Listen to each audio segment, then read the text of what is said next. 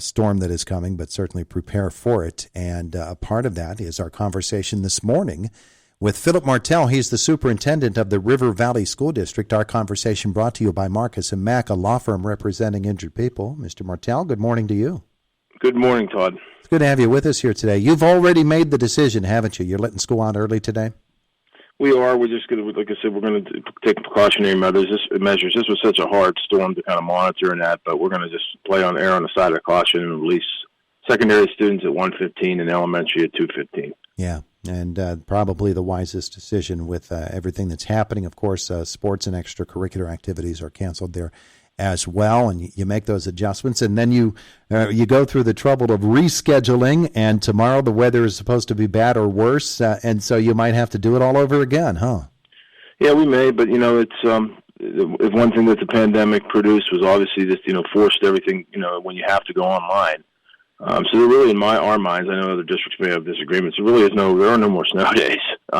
We can go into a full remote learning environment and fulfill the obligations we have to the state. Yeah, okay. So those are things that we'll look forward to as we shape tomorrow's broadcast schedule and our air schedule and look forward to that. Meanwhile, there was a bus crash today in another Indiana County school district, and it made me ask or prompted me to ask you this question. When you are considering a bus carrier for your school district, and I know you've got a good one in Smith Bus Company, that's not a decision you can take very lightly. You love to have experienced bus companies with experienced bus drivers, don't you?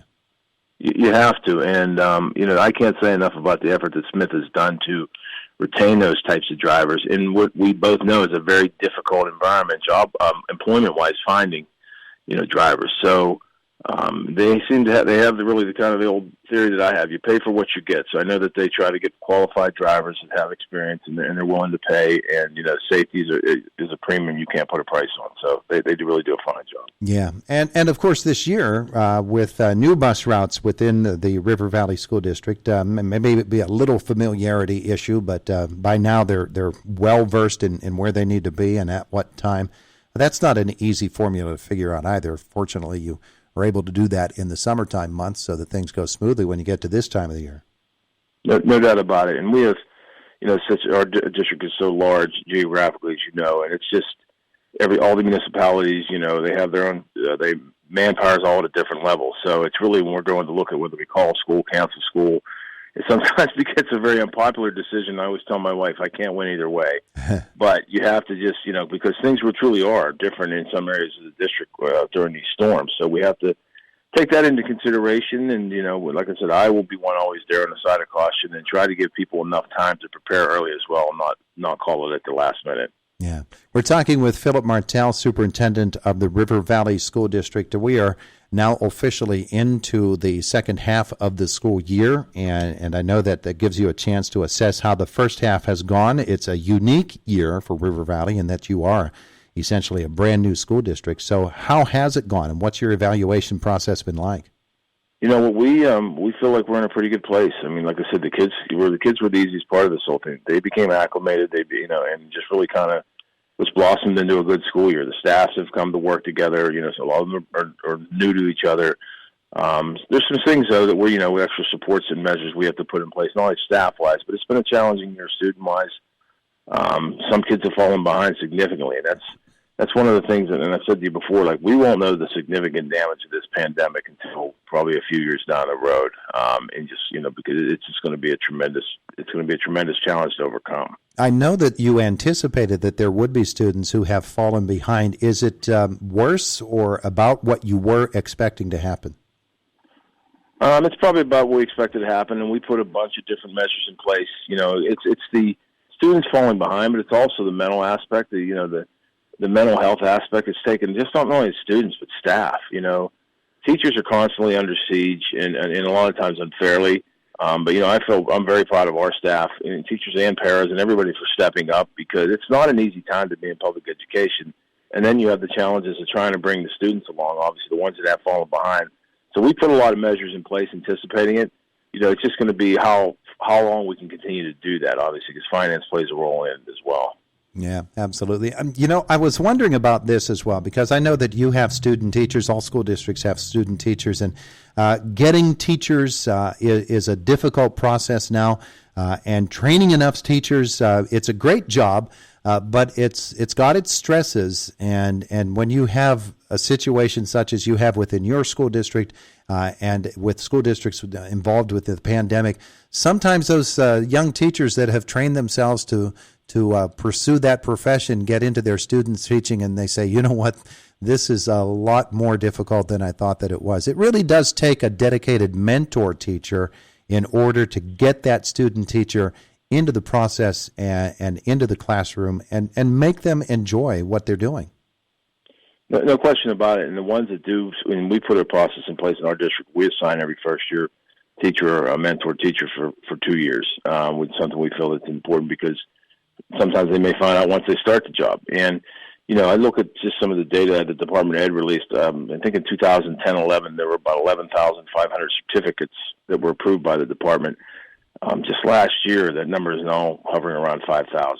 So that tells the story, of the impact of this. Just not only what's happened recently, but really what happened in, right after 08, 09, when people started to not go into education. Yeah, it's really something to watch, because this particular region, Western Pennsylvania, has traditionally been a hotbed for teacher education. We have churned them out, and we supply more than just Western Pennsylvania. Teachers that are trained here end up teaching all over this country, and it's a really difficult process right now. When you think about, and I know you're in the planning process for the coming year, you can't just get to the end of the school year and say, okay, now is the time to start thinking about next year. When you think ahead and you look at teacher rosters, you get resignation and retirement notices. Putting that whole puzzle together is something that does take some time, does it not? It does. And last year we had an early retirement incentive, and really took a lot of time to restructure the district along with the reconfiguration. So, we're well on our way, but it's just maintaining your programming. And what we've decided to do as a district, part of our vision, is to move more into a personalized learning environment, but also where, it may not require as many people at times. Students it's not that 10-period traditional day eventually has to go away. Students have to be able to go to apprenticeships, to job shadowing, to work, actually. It's to come and go as they want, but that's the only way we're going to, as a country, are going to get back on our feet. So it's just really kind of evolving and thinking differently outside the box, I guess. Does that evolution sometimes follow along the lines of what universities are doing right now in terms of the way that they format their classes and the ways that they teach kids? More of an open environment instead of such a strictly structured school day? It has to, absolutely. And I said that years ago, and they've obviously been doing it in some countries in Europe for 20 years. We have to evolve to that point. Online learning is still going to be here in some capacity. It's not going away. Just as obviously we've seen it in college predominantly, a lot of places now too. So it's going to evolve. For River Valley, has the technology budget been able to keep up with the demands of online and all of the kids with the Chromebooks and everything like that? And is that an ongoing expense that is going to be something that becomes more and more important for school districts? It is, and I will tell you that the stimulus money that's been offered obviously has been a tremendous help.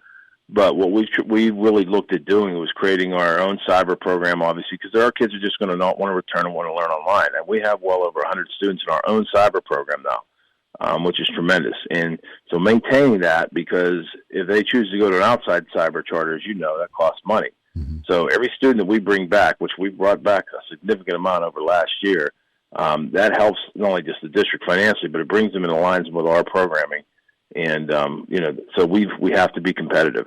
That's a good point that you make about online learning and cyber schools, because I think people need to always be cognizant of the fact that the local school district ends up paying for kids who go to cyber schools when they live within their school district boundaries, and that can be a tremendous expense. No question about it. And I'm one type. We've taken up the idea that we need to compete. We're not going to sit around. We're not going to whine at their loot. Like, we have to compete and build a model, a successful school system that's going to be able to compete with anything that anybody else is offering. And that's what our mission is to do. He is River Valley's Superintendent, Philip Martell. Anything else we need to tell folks about weather delays or various issues within the school district, things that will be happening over the next 24 or 48 hours? No, just we'll tune in because we'll likely end up having probably a remote learning day tomorrow as this front moves in. So we'll make that announcement later in the afternoon to try to give mom and dad and grandma and grandpa time to plan accordingly. So. All right. Well, we appreciate your time this morning. I know it's a busy day for you and everybody else. Philip Martell, thank you. Thank you. Have a good one. Yeah.